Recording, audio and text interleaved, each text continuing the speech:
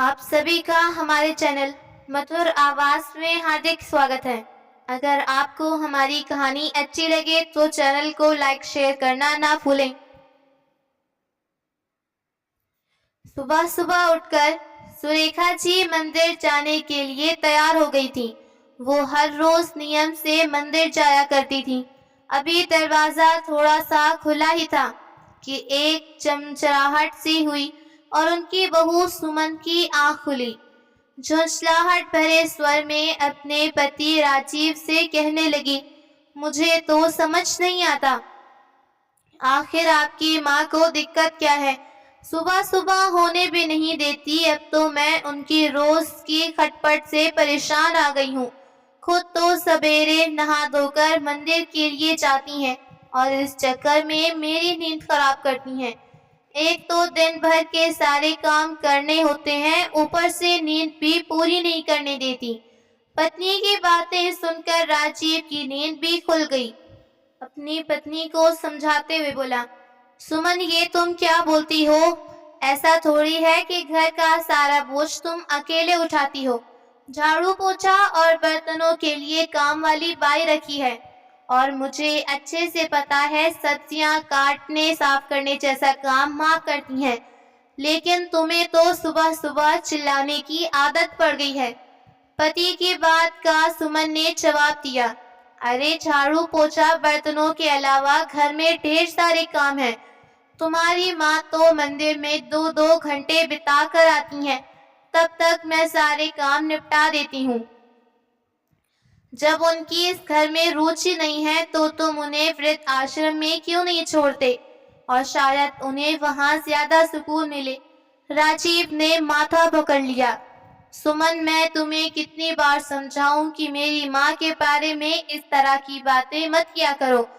उनकी उम्र है, अगर वो थोड़ी देर के लिए मंदिर जाती हैं तो इसमें बुरा क्या है? और वैसे भी मुझे तो समझ नहीं आता कि मैं तुमसे बहस करके अपना दिमाग क्यों खराब कर रहा हूँ। तुम्हें तो रोज का है। अब बस थोड़ी देर चुप रहो और चैन से सोने दो, राजीव ने झुंझलाहट में कहा। सुरेखा जी जो दरवाजे के पास खड़ी थी, अपने बेटे बहू की बातचीत सुन चुकी थी। उनका दिल भारी हो गया।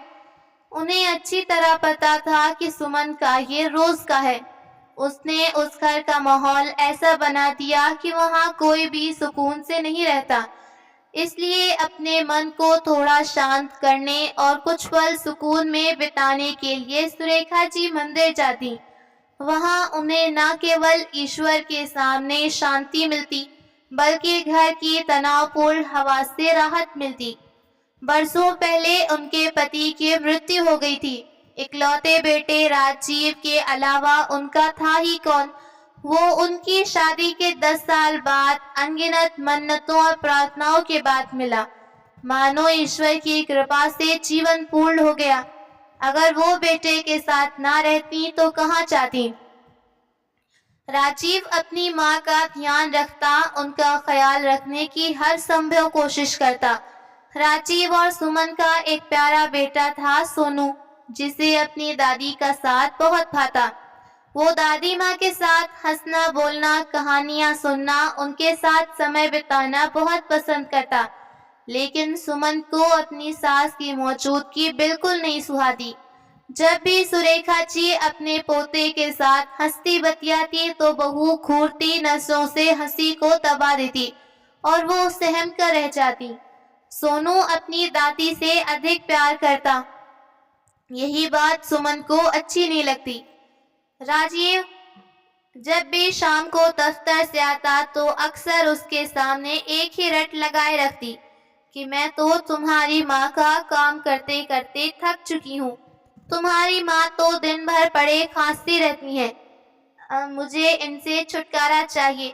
सुरेखा जी यही चाहती कि उनकी बहू सुमन घर के काम का बोझ यथासंभव कम रहे।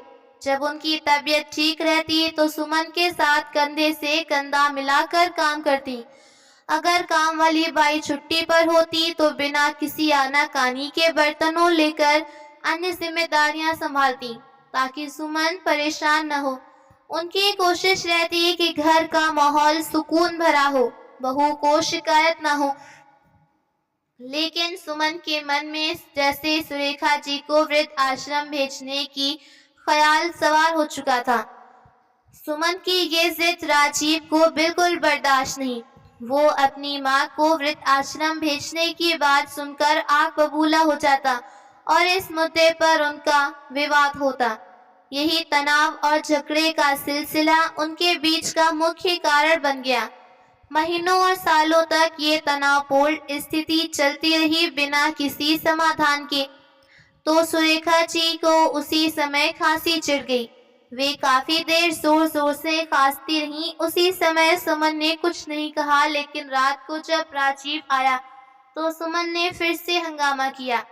अब जिद ठान ली कि माँ जी को वृद्ध आश्रम भेज कर ही दम लेगी। रात को जब सब सो रहे थे तो राजीव पानी पीने के लिए कमरे से आया। देखा तो माँ के कमरे की बत्ती जल रही थी। उसकी माँ पिताजी की तस्वीर हाथ में लिए थी, आंखों में नमी और किसी गहन सोच में। राजीव अपनी माँ के पास जाकर गोद में सर रखकर लेट गया। क्या हुआ माँ, परेशान हो?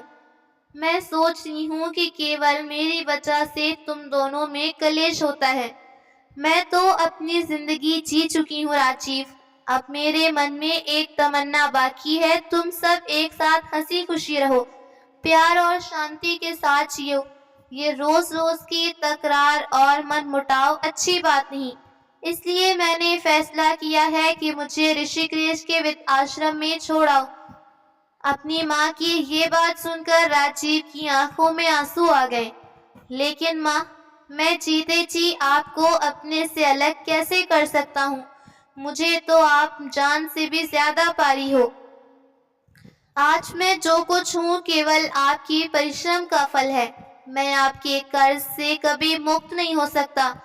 लेकिन बेटा, घर का वातावरण मुझे रास नहीं आता।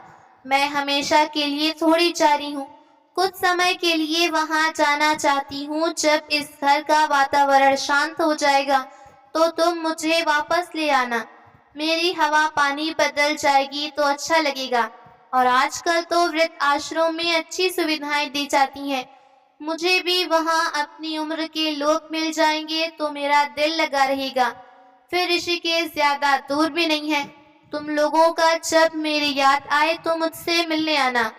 राजीव अपनी माँ की बात सुनते हुए लगातार उनके चेहरे की तरफ देख रहा था। उनके चेहरे पर मुस्कुराहट थी, आंखों में छुपा आंसुओं का सैलाब राजीव साफ साफ देख रहा था। हालात से विवश राजीव चुपचाप वापस बिस्तर पर गया। नींद तो आंखों से कोसों दूर थी। माँ की बातें उसके मन में गूंज रही थी और वो अनायास ही अतीत की यादों में खो गया। उसका मन उन पुराने दिनों के पन्नों को पलटने लगा जब वो महज 5 साल का था। उस छोटी उम्र में उसके पिता का देहांत हो गया। सुरेखा जी पर जैसे दुखों का पहाड़ टूट पड़ा। रिश्तेदारों ने दूसरी शादी का दबाव दिया कि इतनी कम उम्र में अकेले जीवन बिताना आसान नहीं। लेकिन सुरेखा जी ने निश्चय किया कि वो दूसरा विवाह नहीं करेंगी। इसके बजाय अपने इकलौते बेटे को माँ और पिता का प्यार देने का प्रण लिया। वो ज्यादा पढ़ी लिखी नहीं थी, लेकिन हाथों में जादू था। वो इतना स्वादिष्ट खाना बनाती कि हर कोई तारीफ किए बिना न रह पाता। इस हुनर को अपनी ताकत बनाया और घर से टिफिन सर्विस शुरू की। और ऐसा करते हुए वो राजीव का अच्छे से ख्याल रख पा रही थी। ना सुबह देखी न शाम, और कड़ी मेहनत करके बेटे को पढ़ाया लिखाया, इस लायक बनाया कि वो आज सरकारी बैंक में मैनेजर के पद पर आसीन है। राजीव ने अपनी माँ सुरेखा जी के जीवन के संघर्ष को करीब से देखा। उनकी मेहनत, त्याग और संघर्षों की गहरी छाप राजीव के मन में थी। यही वजह था कि वो चाहती थी कि उसके पति सुमन नौकरी न करे, घर की जिम्मेदारियां संभाले, माँ की देखभाल करे, अपनी माँ के लिए शांत और सम्मानजनक जीवन चाहता। लेकिन राजीव का ये मातृभक्ति भरा भाव सुमन को पसंद नहीं। उसे राजीव का अपनी माँ को इतना महत्व देता, जो बात सुमन को और ज्यादा खटकती वो थी उसके बेटे सोनू को दादी के प्रति अटूट लगाव। सोनू अपनी माँ से कहीं ज्यादा दादी को पसंद करता, उनकी बातें सुनता, उनकी गोद में सुकून पाता। और नतीजा ये हुआ कि सुमन का व्यवहार दिन ब दिन और तल्ख हुआ। वो अपनी सास सुरेखा जी पर तीखे तंज कसने लगी, अपने कटु शब्दों से बार बार आहत करने लगी। परंतु वो अपनी बहू के मुख से कटाक्ष सुनते सुनते सुरेखा जी का अंतर्मन धीरे धीरे जवाब देने लगा। अक्सर खांसी करते हुए उन्हें उल्टी हो जाती। अब तो बहू उन्हें घिन भरी नजरों से देखती और ठान चुकी थी कि सासू माँ को वृद्ध आश्रम भेज कर ही दम लेगी, जिसका नतीजा ये हुआ कि सुरेखा जी हार कर खुद ही वृद्ध आश्रम जाने को तैयार हुई।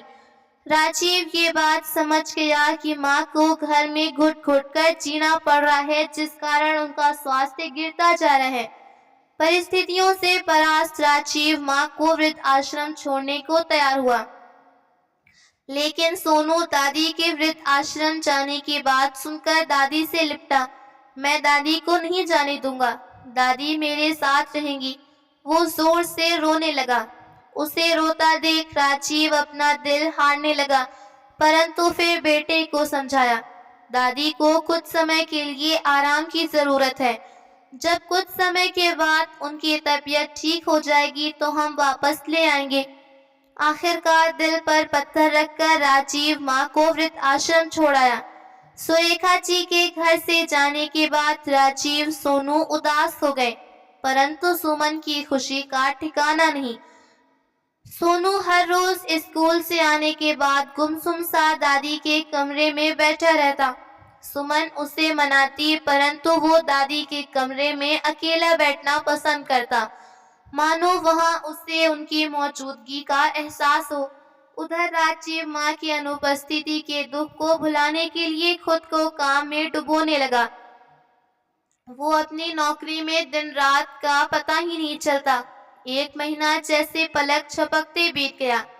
कई बार उसका मन में आया कि ऋषिकेश जाकर माँ को वापस ले आए, लेकिन हर बार कोई न कोई काम, कोई जिम्मेदारी रोक लेती। इस तरह देखते देखते 3 महीने गुजरे। एक दिन अचानक राजीव के फोन की घंटी आई। क्या आप मिस्टर राजीव बोल रहे हैं? जी हाँ, मैं राजीव बात कर रहा हूँ। मिस्टर राजीव, आपकी माता जी सुरेखा जी की बीती रात का दिल का दौरा पड़ने से देहांत हो गया। आप तुरंत वृद्धाश्रम आइए। हाथ से मोबाइल छूटकर नीचे गिरा। राजीव सिर पकड़कर बैठ गया, रोते हुए बोलने लगा, कितना क्रूर था मैं, जो अपनी माँ को ही वृद्ध आश्रम में छोड़कर आ गया, और उन्हें वापस लाना तो दूर, मैं तो उनसे मिलने तक का समय नहीं निकला। मैं उस माँ को कैसे भूला जिसने संपूर्ण जीवन मुझ पर कुर्बान किया, जिसकी गोद में सिर रखकर सारी परेशानी भूल जाता। ऐसी पूजनीय माँ के जीवन के अंतिम पड़ाव में मैं उनके साथ नहीं था। ऐसा अनर्थ कैसे कर बैठा। राजीव की आंखों से निरंतर अश्रुधारा थी। उसी समय सुमन बाजार से आई। देखा तो राजीव निढाल जमीन पर पड़ा लगातार आंसू बहा रहा था। उसे देखकर सुमन घबराई। क्या हो गया, आप रो क्यों रहे हैं? सुमन को देखते ही राजीव जोर से चिल्लाया, सब तुम्हारा किया धरा है, ये केवल तुम्हारे कारण हुआ। लेकिन मैंने क्या किया, कुछ बताइए तो क्या हुआ? सुमन बोली तो राजीव भरे गले से बोला, तुम मेरी माँ से छुटकारा चाहती थी ना, माँ ने हमेशा के लिए तुम्हें छुटकारा दे दिया। माँ ये दुनिया छोड़कर चली गई। ये सुनते ही सुमन को झटका लगा, और जैसे ही ये बात सोनू के कानों में पड़ी तो वो जोर जोर से रोने लगा। सुमन राजीव से माफी मांगते हुए बोली, हमें जल्दी ही ऋषिकेश के लिए निकलना होगा, लेकिन बाहर तेज बरसात है, जैसे ही बारिश कम होगी हम चलेंगे। लेकिन बारिश हर बीते पल के साथ तेज हो रही थी। राजीव ने समय व्यर्थ न गवाते हुए ड्राइवर को फोन किया। उन्हें जल्दी लाने ही ऋषिकेश पहुंचना है। लेकिन ड्राइवर ने कहा कि ऋषिकेश के पूरे रास्ते में तेज मूसलाधार वर्षा है। पानी भर जाने के कारण पूरा मार्ग रुका है। बाढ़ जैसी स्थिति है। ऐसे में घर से बाहर निकलने का मतलब किसी मुसीबत को बुलावा देना। हमें कुछ देर के लिए बारिश कम होने का इंतजार करना होगा। वृद्ध आश्रम से दोबारा फोन आया कि यदि वे लोग सुबह तक नहीं पहुंचे तो आश्रम के अधिकारी स्वयं रात सुरेखा जी का अंत्येष्टि संस्कार करेंगे। बारिश कम होने का नाम नहीं थी। दुखी मन से राजीव बैठा सोच रहा था, कब बारिश कम हो, कब वो यहाँ से चले। आत्मग्लानि से भरा वो केवल उसी समय को कोसता रहा जब वो माँ को वृद्ध आश्रम में छोड़ आया था। सारी रात बीत गई, सुबह हो गई, लेकिन अभी तक मूसलाधार बारिश नहीं रुकी। जब सुबह तक उनका जाना संभव नहीं हुआ तो आश्रम में उनकी मां का संस्कार कर दिया गया। इसी खबर को राजीव को दी। 2 दिन बाद राजीव परिवार के साथ आश्रम पहुंचा। मां की अस्थियां गंगा में प्रवाहित करके रोते कलपते खाली हाथ वापस आया। घर आकर राजीव और सुमन दुखी थे।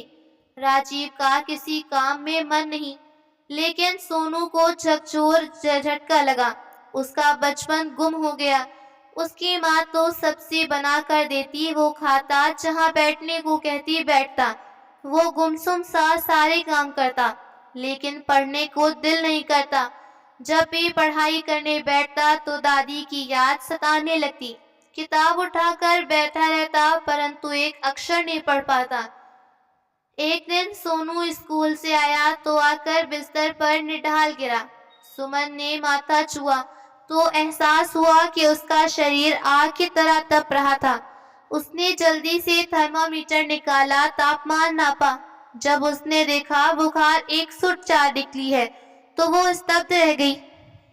उसने राजीव को फोन किया। दोनों सोनू को लेकर नजदीकी डॉक्टर के पास गए। डॉक्टर ने कुछ दवाइयां दी, कुछ टेस्ट की, लेकिन बुखार कम होने का नाम नहीं ले रहा था। दिन रात वो 103-104 डिग्री के आसपास था। सोनू नींद में बार बार दादी को पुकारता, दादी माँ, दादी माँ। उसकी आवाज में अजीब सी बेचैनी तड़प थी। करीब 1 हफ्ते तक दवाइयां लेने के बावजूद जब सोनू की हालत में सुधार नहीं हुआ तो राजीव सुमन का डर बढ़ गया। आखिरकार उन्होंने फैसला किया कि उसे मनोचिकित्सक को दिखाया जाए। वहां सोनू की हालत देखकर सबको हैरानी हुई। वो बड़बड़ाता रहा, दादी प्लीज वापस आ जाओ, हम फिर से साथ में बैठकर टीवी देखेंगे। तुम मेरे साथ रहोगी ना? कहीं जाओगी नहीं ना दादी? उसकी आंखों में उदासी, आवाज में दर्द साफ था। मनोचिकित्सक ने सोनू का बारीकी से निरीक्षण किया, फिर गंभीर स्वर में राजीव और सुमन से पूछा, बताइए क्या हुआ है? क्या अब सोनू की दादी उसके साथ नहीं? मुझे लगता है बच्चे के मन पर गहरा आघात है। राजीव ने दादी जी के ऋषिकेश छोड़ने से लेकर अब तक सारी कहानी डॉक्टर को बताई।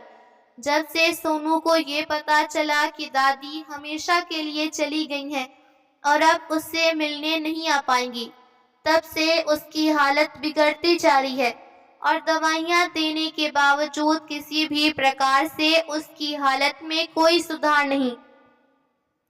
फिर डॉक्टर ने गंभीर स्वर में कहा, देखिए मैं समझता हूँ कि ये आपके लिए आसान नहीं, लेकिन सोनू की इस मनोवैज्ञानिक स्थिति से उबरने का एकमात्र उपाय है।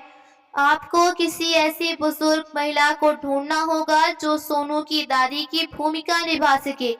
आपके घर में कुछ समय के लिए रखना होगा, कम से कम जब सोनू पूरी तरह ठीक नहीं होता। डॉक्टर की सलाह से वो आश्चर्य से एक दूसरे की ओर देखने लगे। ये सुझाव उन्हें कुछ अजीब और अव्यवहारिक लगा, लेकिन बेटे की सेहत खुशी के लिए किसी हद तक जाने को तैयार थे। उन्होंने मन ही मन ठाना कि वो कुछ भी करेंगे।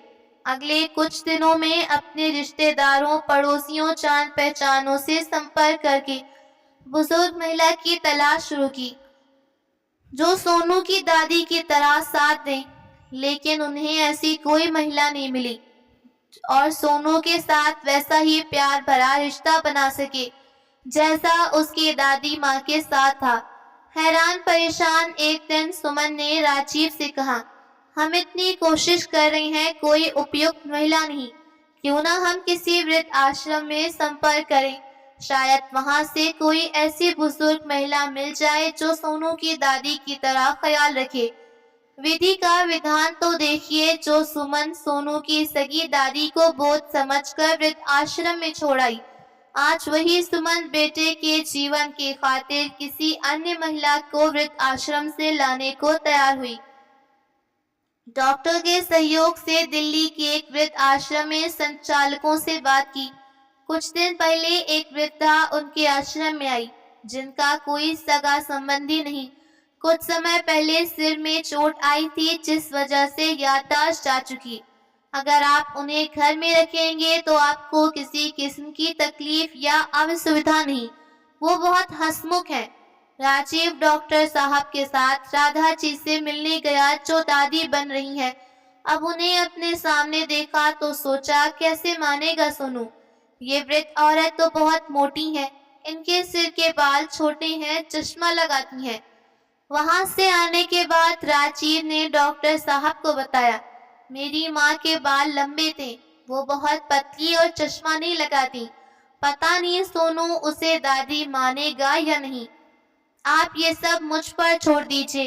डॉक्टर साहब ने राधा जी को अपने पास बिठाकर सोनू से मिलवाया। सोनू ने पूछा, आप तो भगवान जी के पास गई थी ना, फिर आप वापस कैसे आई? और आप इतनी मोटी कैसे हो गई? आपके बाल कहाँ गए? सोनू, तुम बीमार हो गए थे ना, इसलिए भगवान जी ने इन्हें तुम्हारे लिए वापस भेजा। यहाँ आश्रम में इन्होंने अपना खूब ध्यान रखा, खूब व्यायाम करके सेहत अच्छी हो गई। इनके साथ रहकर तुम भी इनके जैसे ही स्वस्थ हो जाओगे। ये बात सुनकर सोनू बहुत खुश हुआ। दादी जी के गले लगा, फिर अपनी माँ को कहने लगा, मम्मा मुझे बहुत भूख लगी है, घर चलो, आज मैं और दादी एक साथ खाना खाएंगे। उसकी बात सुनकर सुमन मन ही मन संतुष्ट हुई।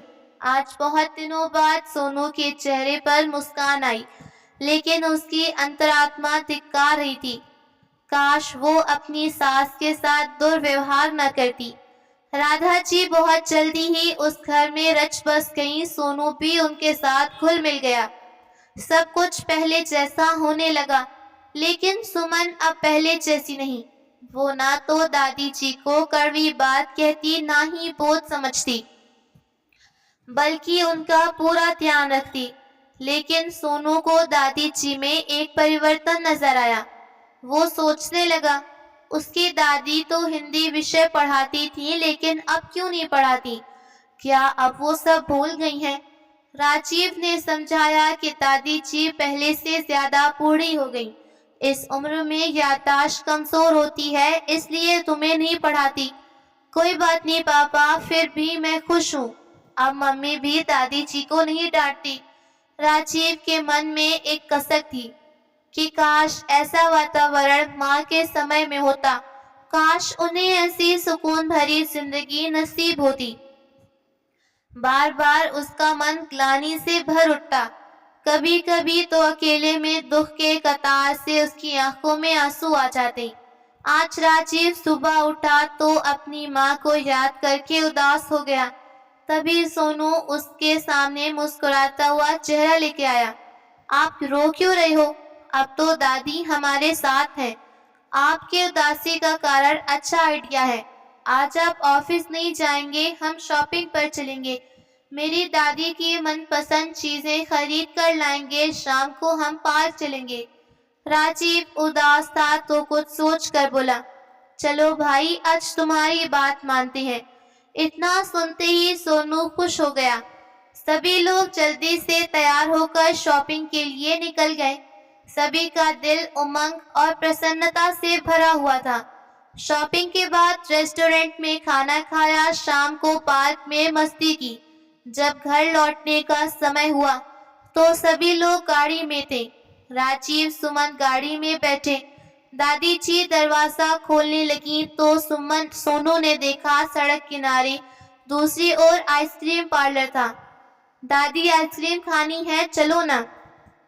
ऐसा कहते ही उनका हाथ पकड़कर तेजी से दौड़ने लगा।